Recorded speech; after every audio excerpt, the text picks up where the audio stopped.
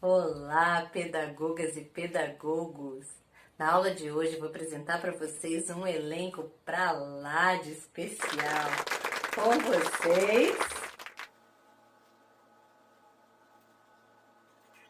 presente!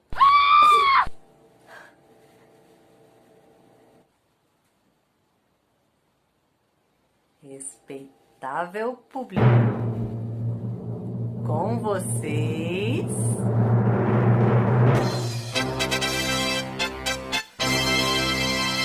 o Teatro de Objetos na Educação Remota para Crianças. Não desliguem seus celulares e boa videoaula! Vem com a gente! O teatro de objetos é uma vertente do teatro de animação e consiste em deslocar o objeto da sua função utilitária, transformando-o em personagem teatral. Ou seja, o objeto se torna sujeito de uma ação teatral, produzindo outros significados e simbologias quando deslocados para a cena. Eu posso animar objetos brutos, transformando-os em personagens somente pela forma com que os apresento em cena, como posso utilizar combinações de objetos, ou mesmo acrescentar elementos. Carlos Infante, um crítico teatral italiano, define o teatro de objetos como alguma coisa que nos convida a abandonar nosso estado perceptivo para ativarmos uma sensibilidade especial do olhar e descobrir, com nossa visão, o valor inédito do jogo teatral, que não reconhece ou desconhece a convenção espaço-tempo do teatro codificado. É um fenômeno próximo da arte figurativa e próximo do teatro de bonecos. Essa definição está citada nesse livro, Teatro de Formas Animadas, da Ana Maria Amaral. E também, para quem quiser se aprofundar, tem a revista Moin Moin. Recomendo também que vocês façam uma pesquisa de companhias, grupos e trupes de teatro de objetos. Tem muito material no YouTube.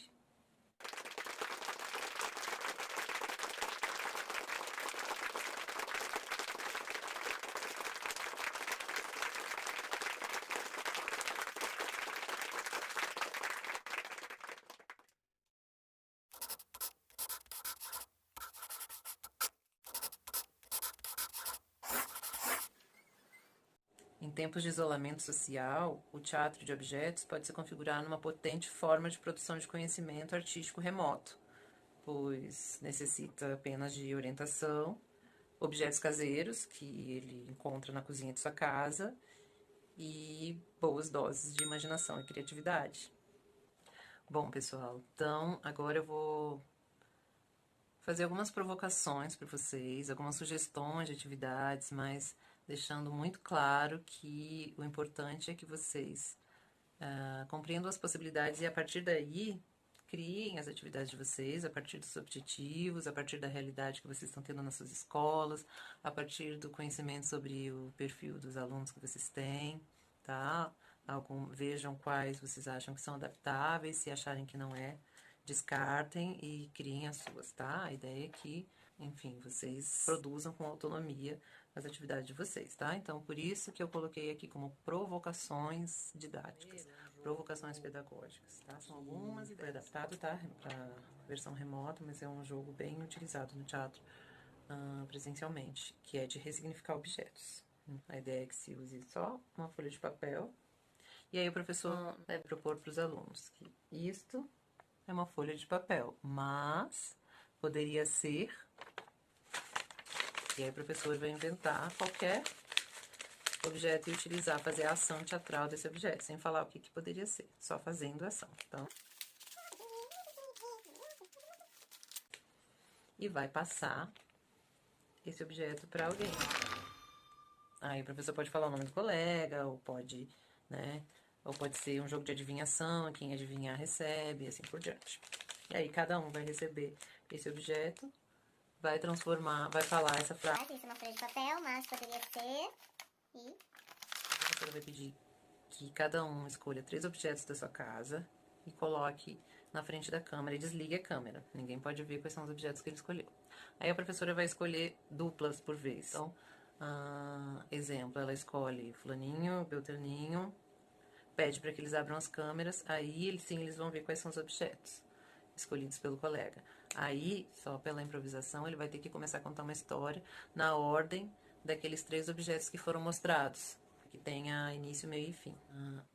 Outro exercício é pedir, como se fosse um exercício entre uma aula e outra, né, como uma tarefa para casa, pedir para que os alunos observem os objetos da sua casa, e tentem identificar, escolham alguns que ele encontre potencial para personagens e tente identificar nesse objeto se ele tem possibilidade de movimento, quais são as possibilidades de movimentação dele, se ele tem a possibilidade de articulação ou não. A gente tem alguns objetos que possibilitam a movimentação, né, um prendedor de roupa, enfim, para ele buscar essas possibilidades de movimento no objeto, para que ele busque identificar a expressão corporal desse objeto, né, como que é a postura, como é a postura do objeto, como é a expressão facial, né, por exemplo, se ele tem uma cara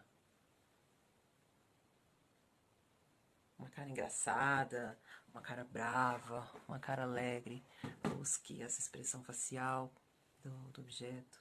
Sabe aquela carinha de fusca, aqueles olhinhos assim, é isso, buscar essa carinha, né, dar essa humanizada no objeto.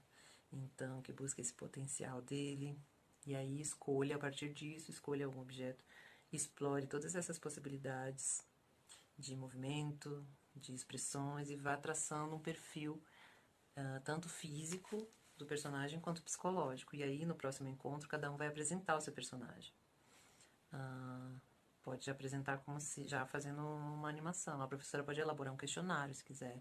Esse personagem, eles vão seguindo, tipo, qual é o nome do personagem, que idade ele tem, quais são seus medos, e assim por diante. É o que ela deseja. Outra possibilidade de atividade de casa é organizar eles em famílias.